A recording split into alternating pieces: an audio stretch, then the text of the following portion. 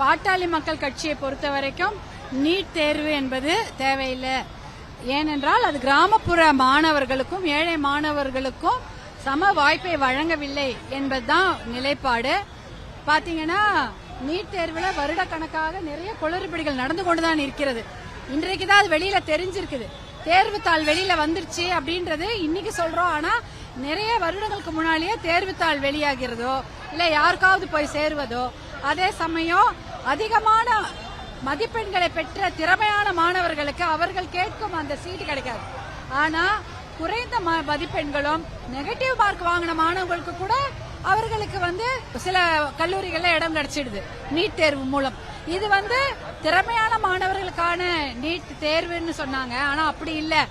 யாருக்கு அந்த சமயம் லக்கு கிடைக்குதோ அந்த சமயம் அப்படி அவங்களுக்கு சில சமயம் அப்படி போயிடுது. அவங்களுக்கு இந்த சமயம் கடந்த வருடம் அவங்க எக்ஸாம் எழுதியிருப்பாங்க, அவங்களுக்கு கிடைக்காது. அடுத்த வருடம் அவங்க எக்ஸாம் எழுதியிருப்பாங்க, கம்மியா மார்க் வாங்கியிருப்பாங்க, ஆனா அவங்களுக்கு கிடைச்சிருக்கும். இப்படி எத்தனையோ விஷயங்கள்ல நிறைய குளறுபடிகள் நீட் தேர்வில் நடந்து கொண்டிருக்கிறது. அதனால்தான் தமிழ்நாட்டில் நம்மளும் அந்த நீட் தேர்வு வேண்டாம்னு சொல்லிட்டு இருக்கிறோம். 12வது பொதுத் தேர்வே போதும். எத்தனை முறைதான் மாணவர்கள் அவங்களோட தகுதியை நிரூபிச்சுக்கிட்டே இருப்பாங்க. 12வது பொதுத் தேர்வுல அவங்க உயிரை கொடுத்து படிச்சு மார்க் வாங்குறாங்க. ஆனா அந்த தேர்வு கிடையாது, தகுதி தேர்வுன்னு ஒண்ணு வைக்கிறோம் அப்படின்னு நீட்டை வச்சு அதுலயும் பல மாணவர்கள் மன உளைச்சலுக்கு ஆளாகி எவ்வளோ படிச்சுக்கிட்டே இருக்காங்க தொடர்ந்து. பாவமா இருக்கு. அவர்களுக்கு இந்த நீட் தேர்வு என்பது தேவையில்லாத ஒன்று போதும் என்ற நிலைப்பாடுதான் பாட்டாளி மக்கள் கட்சியின் நிலைப்பாடு.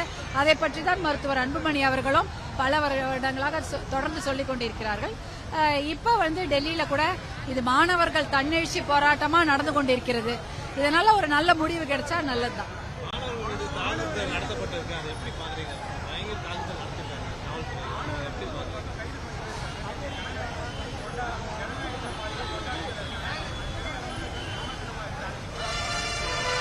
அதாவது எப்பயுமே ஒரு போராட்டம்னா கைது நடவடிக்கைகள் நடக்கும், ஆனா அத்துமீறல் நடக்கக்கூடாது. எல்லாரையும் இப்ப யூஸ்வலி பாத்தீங்கன்னா ஒரு போராட்டம் செய்தா எல்லாரையுமே வண்டியில ஏத்துவாங்க, ஒரு இடத்துல அடைச்சு வைப்பாங்க, திருப்பி சாயங்காலம் விட்டுடுவாங்க. அந்த மாதிரி விஷயங்கள் நடந்து கொண்டிருக்கிறது. ஆனா மாணவர்களுக்கு என்னன்னா அவங்க படிக்கிறாங்க, அவங்களுடைய வாழ்க்கை பெரிய கேள்விக்குறியாடும். கேஸ் போட்டாலோ அவங்கள கைது பண்ணி உள்ள வச்சாலோ அவங்க மேல் படிப்புக்கோ அவங்க வெளிநாடுகளை போய் வேலை செய்யணும்ன்ற போதெல்லாம் அது மிகப்பெரிய பிரச்சனையை உருவாக்கும். மாணவர்களை மட்டும் அந்த அந்த கைது நடவடிக்கை அவங்களுக்கு மட்டும் அது இருக்கக்கூடாது. ஏன்னா அவங்களுடைய வருங்காலத்தை கணக்கில் கொண்டு மாணவர்கள் மேல் கைது நடவடிக்கை என்பது எடுக்கப்படக்கூடாது. உங்களை எல்லாம் சந்தித்ததில் மிகுந்த மகிழ்ச்சி. இந்த பகுதி மேடவாக்கத்தில் நடந்து கொண்டிருக்கும் இந்த நலத்திட்டங்கள் உதவிகள் வழங்கும் விழா சிறப்பாக நடந்து கொண்டிருக்கிறது. இந்த நிகழ்ச்சியில மேடையில் இருக்கக்கூடிய அத்தனை என்னுடைய அன்பு சகோதரர்கள் என்னை வாழ்த்தி பேசினார்கள். அவங்களுக்கு என்னுடைய மனமார்ந்த நன்றியை தெரிவித்துக் கொள்கின்றேன். ஏன்னா வாழ்த்து வாங்குறது, அதுவும் பிறந்த நாள் அன்னைக்கு வாழ்த்து வாங்குறது பெரிய விஷயம்.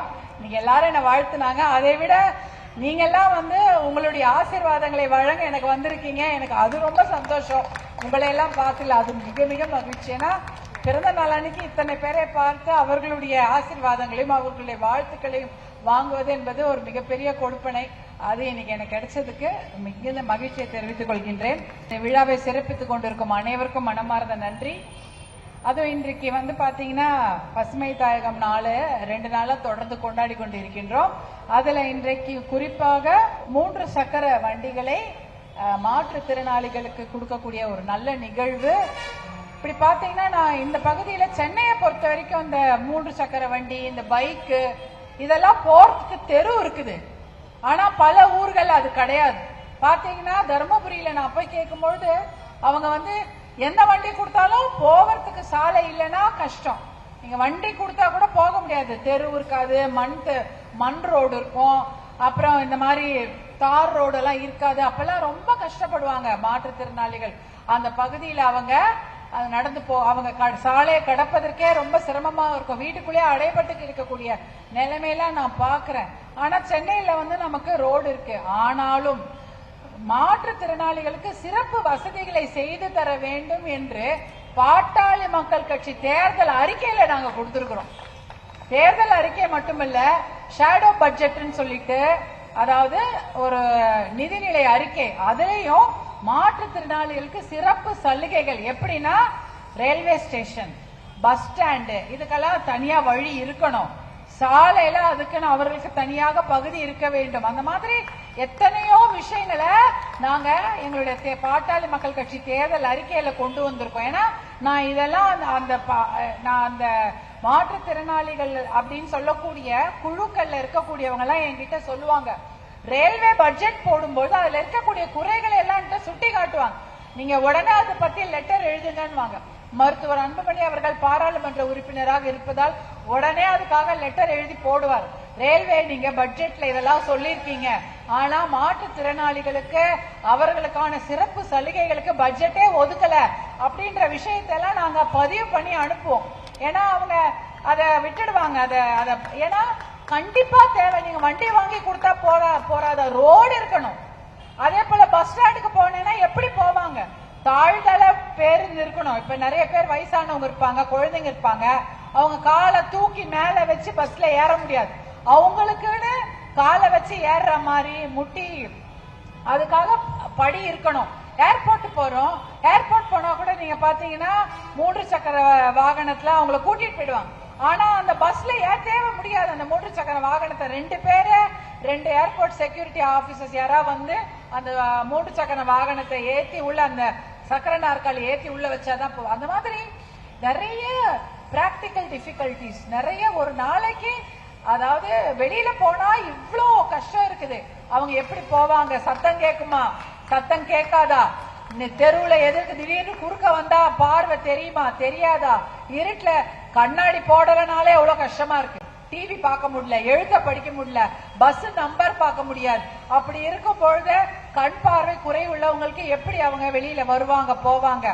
அதே போல காது கேட்கலனாலோ இல்ல அந்த சத்தம் கேட்கலன்னா பக்கத்துல ஹார்ன் சத்தம் கேட்டா கூட கேட்காது. அப்ப வந்து எப்படி இருக்கும்? டிவில ஏதாவது பார்த்து ரசிக்கணும். நீங்க பாப்பீங்க, ஒரு சினிமா பார்க்கணும், ஏதாவது ஒரு செய்திகளை பார்க்கணும், ரசிக்கணும்னா கூட முடியாது. இப்படி எத்தனையோ குறைகள் இருக்குது. அந்த குறைகளை நிவர்த்தி செய்து மாற்றுத்திறனாளிகள் அவங்க ஒரு ஸ்பெஷல் பர்சன்ஸ், அவங்களுக்கு ஏத்த மாதிரி நம்மளுடைய சுற்றுப்புற சூழலை வடிவமைக்க வேண்டும். அதற்கான திட்டங்களை பாட்டாளி மக்கள் கட்சி எங்களுடைய தேர்தல் அறிக்கையிலும் நிதிநிலை அறிக்கையிலும் நாங்க நிழல் நிதிநிலை அறிக்கையிலும் நிறைய கொடுத்திருக்கிறோம். அதை தொடர்ந்து சொல்லிக்கொண்டே வருகிறோம். அதெல்லாம் கொண்டு வரணும்னு. அதெல்லாம் கண்டிப்பாக ஒரு நாள் வரும். அதெல்லாம் நாங்க நம்பிக்கையோடு இருக்கோம். அதே போல இங்க பாத்தீங்கன்னா தூய்மை பணியாளர்கள் வந்திருக்காங்க. அவங்களுக்கு தான் நான் மிகப்பெரிய நன்றியை சொல்லணும். அவங்க மட்டும் இல்லைன்னா நம்ம ரோடெல்லாம் கிளீனாவே இருக்காது, குப்பையில தான் வாழணும். அவ்வளோ பெரிய நல்ல வேலையை செய்து கொண்டிருக்கிறார்கள். நான் அப்படிதான் ஒரு வாட்டி விஜயவாடா போயிருந்தேன். பாத்தீங்கன்னா மத்தியானம் கூட கிளீன் பண்ணிட்டே இருக்காங்க, வெயிலே பார்க்காம அவ்வளவு சுத்தமா. அந்த ஒரு பகுதி கார்பரேஷன், அது ஒரு சின்ன கார்பரேஷன் தான், அதை சுத்தம் பண்ணிட்டு இருக்காங்க. அத மாதிரி எப்ப பார்த்தாலும் வெயில் மழை எதுவா இருந்தாலும் அந்த நகரத்தை தூய்மையாக அந்த ஊரை தூய்மையாக வைத்துக் கொள்ளக்கூடிய நம்ம தூய்மை பணியாளருக்கு மனமார்ந்த நன்றிகள் இந்த நேரத்தில் தெரிவித்துக் கொள்கிறோம். நீங்க இல்லைன்னா அந்த ஊரே உட்கார்ந்து வாழ முடியாத நகரமாக ஆயிடும். அவங்க இருக்கிறதுனால இந்த நகரம் நன்றாக இருக்கிறது. அவர்களுக்கு மனமார்ந்த நன்றிகள். அவர்களுக்கு உதவிகள் வழங்கிட்டோம், நிறைய செய்யணும். நான் ஒரு தூய்மை பணியாளர் நிகழ்ச்சி போயிருந்தேன். என்கிட்ட அத்தனை கோரிக்கைகளை வச்சாங்க. அவங்க டெம்பரரி ஜாபை வந்து பர்மனன்ட் பண்ணணும், அவங்களுடைய சம்பளம் ஏற்றி கொடுக்கணும், ஓய்வூதியத்தை அதிகம் செய்து கொடுக்கணும் போன்ற நிறைய விஷயங்களை அவங்க என்கிட்ட சொன்னாங்க. ஒரு கடந்த வருடம் நினைக்கிறேன் இதே செங்கல்பட்டுல ஒரு பெரிய போராட்டம் நடந்தது. அந்த இடத்துல மருத்துவர் அன்புமணி போய் தரையில உட்கார்ந்து அவங்களோட பேசினாங்க. வேற யாருமே டிவியில கூட அது போடல. அந்த மாதிரி ஒரு போராட்டம் தூய்மை பணியாளர்கள் செய்யறாங்க அப்படின்னு பாதி பேருக்கு தெரியவே இல்லை. அதற்கப்புறம் மருத்துவர் அன்புமணி அவர்களோடு உட்கார்ந்து அவர்கள் குறைகளை கேட்கும் பொழுதுதான் இது மாதிரி ஒரு போராட்டம் நடக்கிறது என்று எல்லாருக்கும் தெரிய வந்தது வெளியில. அந்த மாதிரி நிறைய விஷயங்களை செய்யறதுக்கு நாங்க தயாராக இருக்கிறோம். உங்களோடு தோள் நின்று தோள் கொடுக்கும் கட்சி தான் பாட்டாளி மக்கள் கட்சி. பசுமை தாயகம் சார்பாக இத்தனை நிகழ்ச்சிகளை நாங்க செய்துட்டு இருக்கிறோம். இந்த குடிநீர், இதாவது ஒரு பள்ளிக்கூடத்துக்கு சுத்தமான குடிநீர் வழங்கக்கூடிய இந்த குடிநீர் அந்த அந்த ஆர்ஓ சிஸ்டம் கொடுத்திருக்கிறாங்க. சுத்தமான குடிநீர் என்பது நம்ம எல்லாருக்கும் உரிமை. குழாவை திறந்தா சுத்தமான குடிநீர் கிடைக்கணும். 10 ரூபாய் கொடுத்து பாட்டில் வாங்கி குடிக்கிறது கிடையாது. சுத்தமான குடிநீர்னா குழாவை திறந்தா நல்ல தண்ணி வரணும், பம்ப் அடிச்சா நல்ல தண்ணி வரும், அந்த தண்ணியை நம்ம குடிக்கணும். அதுக்குதான் நமக்கு உரிமை. இன்னைக்கு கெட்டு போயிடுச்சு, தண்ணி கெட்டு போயிடுச்சு, காத்து கெட்டு போயிடுச்சு, நல்ல காத்தோ நல்ல தண்ணி கிடைக்கல. அதற்கு காரணம் நம்மளுடைய சுத்தி இருக்கக்கூடிய சுற்றுப்புற சூழலை நம்ம சரியா பாதுகாக்காம விட்டுட்டோம். இந்த பகுதி மேடவாக்கம் பள்ளிக்கரணை என்ற ஒரு மிகப்பெரிய வரம் இருக்கக்கூடிய இயற்கை வரம் கொடுத்த பகுதி. இந்த பகுதியில 20 வருஷத்துக்கு முன்னாடி மோட்டார் சைக்கிள் பேரணி, இருசக்கர வாகன பேரணியில எதுக்கு செஞ்சாங்க? பள்ளிக்கரணை என்ற சதுப்பு நிலத்தை பாதுகாக்க வேண்டும். சதுப்பு நிலம்னா என்ன? நிலமும் இருக்கும், நல்ல தண்ணியும் இருக்கும், உவர்ப்பு நீர், அதாவது அந்த உவர்ப்பு நீர்னா அந்த தண்ணியும் இருக்கும், அதுதான் சதுப்பு நிலம். அந்த நிலத்தை பாதுகாக்கலன்னா நமக்கு எல்லா ஊர்லயும் தண்ணி நிக்கும். மழை பெய்தா எங்க போகணும்? மழை பெஞ்சா கடலுக்கு தானே தண்ணி போகணும். கடலுக்கு போறதுக்கு முன்னாடி கரணைகள்ல தண்ணி விழணும், தாங்கல்ல போய் தண்ணி தேங்கணும். இதே போல கரணைன்ற சதுப்பு நிலத்துல தண்ணி போய் தேங்கணும். ஆனா இப்ப என்ன ஆயிடுச்சு? நிறைய போக்குவரத்து, நிறைய பில்டிங்லாம் வந்துட்டதுனால இந்த தண்ணி எங்கேயும் போக முடியாம நம்ம ஊரையே சுத்தி வருது. மழை பெஞ்சா என்ன ஆயிடுது? இதே இடத்துல தானே தண்ணி இருக்குது, அந்த தண்ணியில போட்டு விடுறோம். நீந்தி தான் போகணும் பள்ளிக்கூடத்துக்கு. பள்ளிக்கூடம் 10 நாள் ஸ்மெல் அடிக்குது. ஏன்? பள்ளிக்கூட வளாகத்துல தண்ணி எல்லாம் தேங்கி போயிது, அதை வெளில எடுக்க முடியல. ஆனா இதுவே பள்ளிக்கரணை சதுப்பு நிலம் நல்லா இருந்ததுன்னா எல்லா தண்ணியும், அந்த மழை தண்ணி அதிகமாக வரக்கூடிய மழை தண்ணி சதுப்பு நிலத்துல போய் தேங்கிடும். சென்னை மாதிரி ஒரு ஊரே உலகத்திலே கிடையாது. அதாவது சதுப்பு நிலம் எங்க வேணாலும் இருக்கலாம், ஆனா சிட்டியில இருக்கக்கூடிய சதுப்பு நிலம்னு பார்த்தோன்னா அது சென்னை மட்டும்தான். கல்கட்டால கொஞ்சம் இருக்கு, அது கூட கல்கட்டாவுக்கு வெளியில இருக்கு. ஆனா சிட்டி ஒரு மிகப்பெரிய மையப்பகுதி நகரத்தில் இருக்கக்கூடிய சதுப்பு நிலம் என்றால் பள்ளிக்கரணை சதுப்பு நிலம். அதை நம்ம ப்ரொடெக்ட் பண்ணணும், பாதுகாக்க வேணும். அதுக்கு மேல ஆக்கிரமிப்பு வரக்கூடாது. அதுக்கு எல்லா பொதுமக்களும் துணையா இருக்கணும். அங்க எவ்வளோ பேர்ட்ஸ் வருதுன்றாங்க, எவ்வளோ ஃபாரின்ல இருந்தெல்லாம் அயல் நாட்டுல இருந்து பறவை வருதுன்றாங்க. அவங்களுக்கு மட்டும் அது வாழ்விடம் இல்ல, நமக்கும் குடி தண்ணீருக்கான வாழ்விடம் பள்ளிக்கரணை சதுப்பு நிலம். அதை நம்ம பாதுகாக்க வேண்டும். இப்ப கடலூர் மாதிரி ஊர் இருக்கு, அங்க தண்ணூத்துன்னு சொல்லுவாங்க, அது ஒரு சிட்டி, அதுல தண்ணூத்தி இருக்கு. இது மாதிரி தமிழ்நாட்டுல ஏகப்பட்ட இயற்கை வளங்கள் நிறைய இருக்கு. நம்ம என்ன நினைச்சுக்கிறோம்? ஐயோ பெங்களூர் பாரு குழு குழுன்னு சூப்பரா இருக்கு, நம்ம ஊர் வெயிலா இருக்குதுன்னு நினைக்கிறோம். ஆனா நம்ம ஊர்ல அதை விட அதிகமான இயற்கை வளங்கள் சென்னையில இருக்கிறது, தமிழ்நாட்டுல இருக்கிறது. அதே போல கேரளாவை பார்த்து சந்தோஷப்பட்டுக்குவாங்க, அப்பா எவ்வளோ தண்ணி, எவ்வளோ மழை, எவ்வளோ அழகா இருக்கு அந்த ஊரு.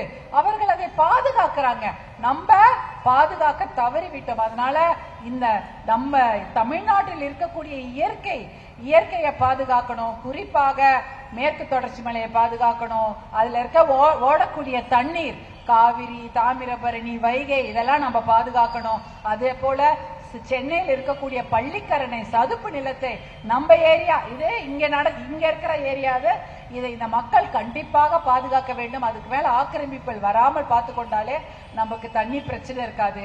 குடிக்கிற நல்ல தண்ணி கிடைக்கும், சுத்தமான காத்து கிடைக்கும். நம்ம பிள்ளைகள் நல்ல நோய் நொடி இல்லாம பிரமாதமா நல்லா வாழ்வாங்க. இல்லைன்னா ஆஸ்பத்திரிக்கும் தண்ணிக்கும் நம்ம அலைஞ்சிட்டு இருக்கிற வேண்டிய வேலைதான் இருக்கும். அதனால இவையெல்லாம் இருக்கக்கூடாது என்றால் பள்ளிக்கரணை சதுப்பு நிலத்தை நம்ம பகுதி மக்கள் கண்டிப்பாக பாதுகாக்க வேண்டும்.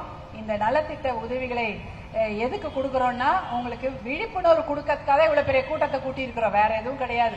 என்னடா உட்கார வச்சுட்டு பேசிட்டு இருக்கிறாங்களேன்னு தப்பா நினைச்சுக்காதீங்க. சில விஷயங்களை உங்ககிட்ட சொல்லணும்ன்றதுக்கு தான் கூப்பிட்டோம். அந்த விஷயத்தை நாங்க சொல்றதுக்கு எங்களுக்கு உங்களை பார்த்ததில் மிகுந்த மகிழ்ச்சி என்று கூறிக்கொண்டு, இதுக்கு மேல நாங்க ரொம்ப நேரம் பண்ணல, நீங்களும் ரொம்ப நேரமா இருக்கீங்க. உங்களை எல்லாம் பார்த்து உங்களுடைய வாழ்த்தை வாங்க நானே வருகிறேன் என்று கூறிக்கொண்டு விடைபெறுகிறேன். நன்றி, வணக்கம்.